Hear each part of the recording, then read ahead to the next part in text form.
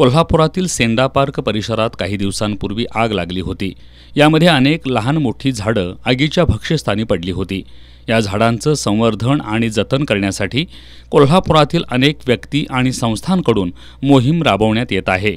आज या मोहिमेमध्ये वृक्षप्रेमी organisation Saturday club, giants group of Kolhapur, Umed foundation, nature friends group तसंच लहान मुलं आणि स्थानिक नागरिकांनी सक्रिय सहभाग घेतला। यावेळी आगीची झळ बसलेल्या हजारो झाडांना टँकरद्वारे पाणी घालण्यात आलं। सर्व झाडांच्या मुळाशी पालापाचोळा आणि नारळाच्या शेंड्या घालून उन्हाचा दाह कमी करण्यासाठी मल्चिंग करण्यात आलं। यावेळी वृक्षप्रेमी संस्थेचे अध्यक्ष अमोल बुड्डे, सागर वासुदेवन, रामदास रेवणकर, प्रकाश गाताडे, गिरीश सामंत, चेतन शहा, तनय शहा, अमर संकपाळ, रियाज डांगे, सविता साळोखे, मनीषा शिरोलीकर, अर्चना कुलकर्णी यांच्यासह नागरिक उपस्थित होते।